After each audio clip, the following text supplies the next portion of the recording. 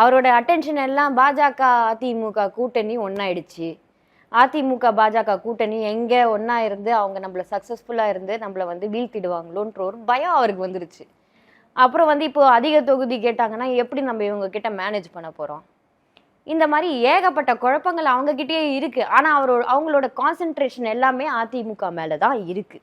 அதனாலதான் சொல்றேன், அவங்களோட அரசு எப்படி நம்ம நடத்துறோம் அதை பத்தி கவலை இல்லை.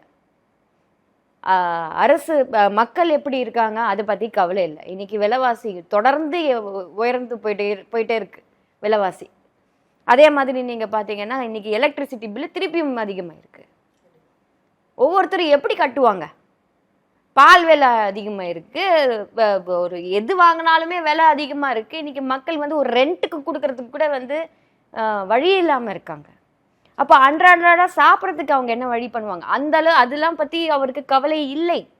அவருக்கு அதிமுக பாஜக கூட்டணியில இருக்காங்க அதை பத்தி தான் கவலையே தவிர தான் கூட்டணியில வந்து யார் யாரெல்லாம் திருப்தியா இருக்காங்க அதை பத்தி அவருக்கு கவலை இல்லை.